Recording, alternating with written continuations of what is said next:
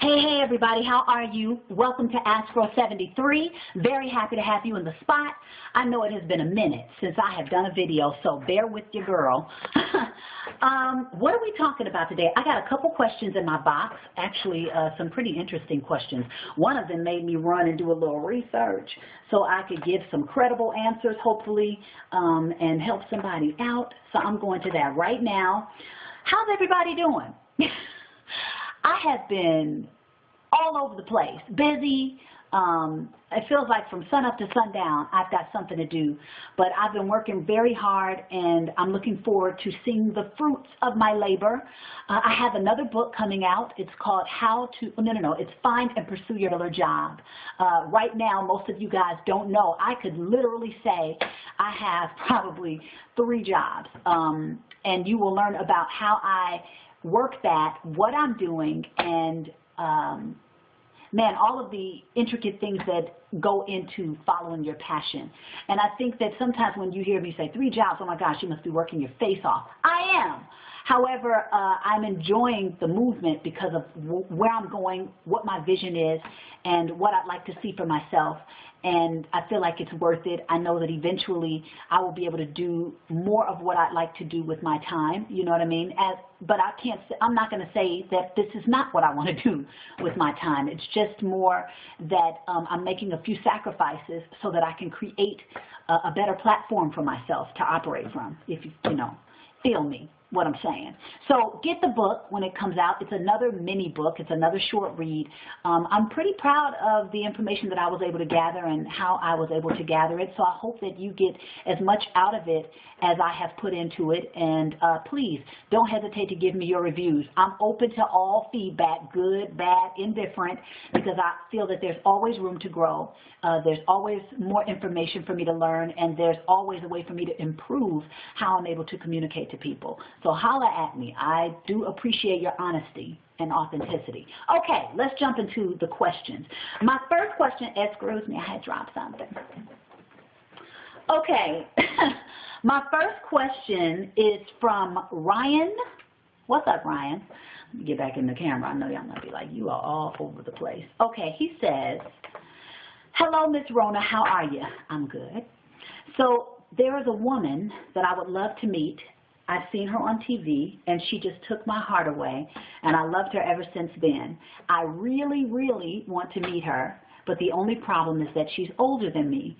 I don't know if she will ignore me or what, laugh out loud. My question to you is, should I go for it or forget it?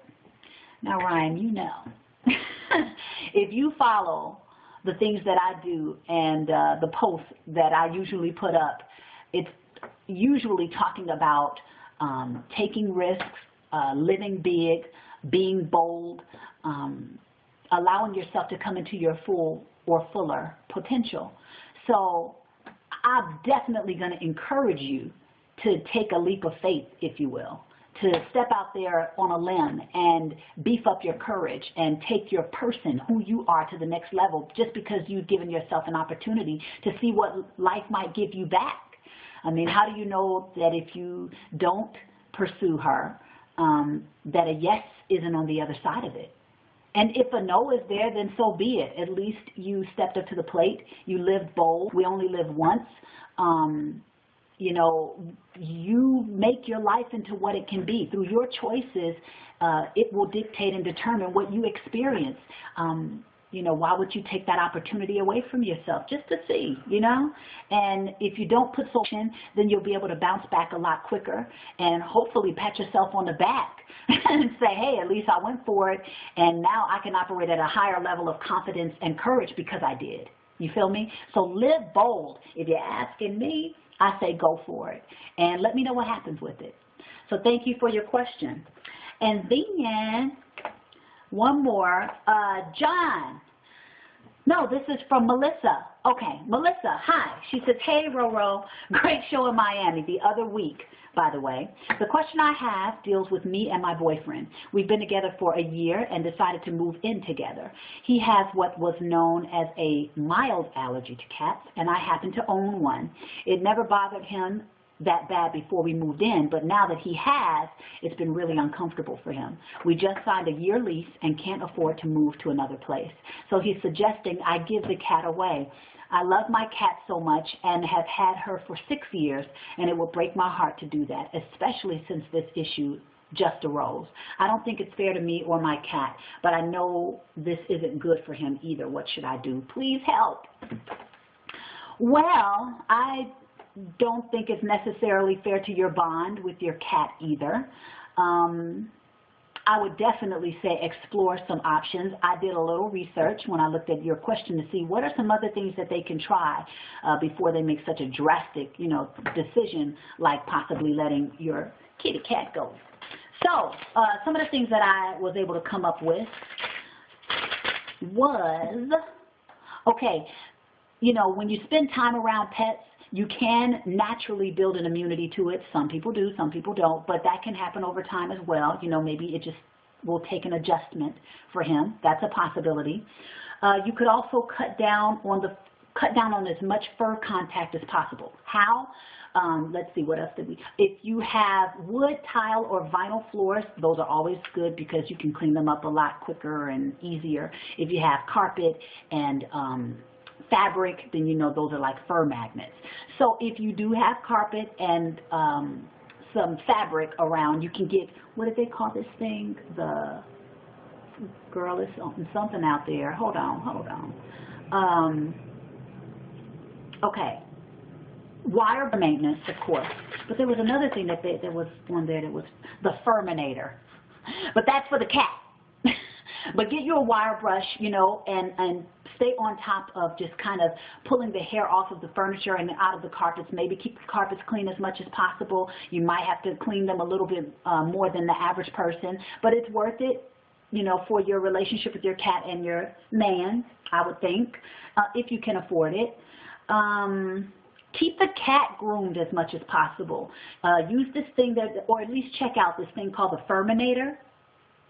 Somebody was kind of giving it some rave reviews online. They said that it can pull a lot of the hair off the cat, more than most brushes. So you don't want to overdo it, but it could definitely help with, your ability to kind of keep the fur from getting in the air as much as possible.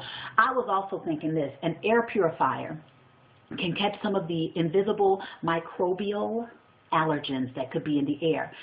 If you can have more than one, that might be even better. Anything to just kind of like suck the air out of the atmosphere, pull the hair off of the carpet and the fabric, keep the cat groomed so it's not shedding all the time and putting it in the air, and keeping your carpets cleaned as much as possible. Could really, really help. And then if it's just a mild allergy that he's having, which is I think what I read, see if he does develop an immunity to it over time. Another thing that I read that I was like, yes, dairy. Now, I know we love our cheese and our milks and whatever, but dairy can cause phlegm in the body, and it can compromise the immune system. So when you're already dealing with like a kind of a compromised immune system, meaning it's not operating at its optimum best, usually it's trying to take care of the phlegm that's in there, and so you're not at your peak in dealing with environmental allergens. If you pull the dairy out, I've found in most people's testimonials and just even in my own personal world that there's a different kind of clarity that comes into the body, into the mind, into the sinuses, everything. It can be an overall health, just overall better health you can experience if you take dairy out of the diet, or as much dairy out of the diet as possible. So definitely consider that. Let's see. Okay, I work at an alternative medicine store, and we deal with some of the best herbs around, no fillers and all of that stuff. So when you get the herb, you're getting the herb. No cut with anything else, just the pure herb. So if you get out there and you find some great allergic combination healers in the herbs, try some of that stuff out just for maintenance of allergies. Some of the single herbs that I found online that seem to be consistent with one another when they were talking about antihistamine and things that could help heal was butterbur, and that's spelled B-U-T-T-E-R-B-U-R. Quercetin, which is also found in cayenne peppers, but you can find that supplement on its own. Stinging nettle was another one often, and bromelain. You know, I know bromelain deals with inflammation. So hopefully that information helps you. I would say definitely do some experimenting before you just chalk a cat. There are definitely some things that you could try to curb the reaction to the environment, and you guys will be able to maintain your relationship as a threesome. So please, Melissa, let me know how those suggestions work out for you, and hopefully I'll be able to get back on here and tell everybody that it was a success, and, you know, share whatever you guys did to fix it, and I can write my own little blog online and help somebody else. So thank you so much, you guys, for tuning in. I appreciate you. Be on the lookout for the book. And I am working with the ladies of En Vogue as well, so we will be traveling tomorrow night and getting into Knoxville, Tennessee for a full-on performance. I'm not sure if this is a private or public affair, but I know that we will be with a band and we will be getting down. You feel me? And then that third job that you guys might be like, what other job does she have? It's my company, Butterfly and Flight, Inc. Being an entertainment company. If you follow the things that I've been doing, I'm also a self-coined, if you will, personal power coach. I've been writing my books. I'm also building the paraphernalia within my company. I'm also working on new music, and which I'm starting to kind of put a word to it. Not to say it's new, but it kind of fits what I do, empowertainment. So I'm building my company and this brand, if you will, of empowertainment, and that rounds off my job. So it's been a pretty busy whirlwind over here, but well worth the journey. And I'm looking forward to sharing it with you and hopefully inspiring and motivating you to do the same for yourself so that you can start seeing the fruits, your fruits of some amazing labor that you put in. Okay? All the best to you, and I will see ya or talk to you next time. Peace.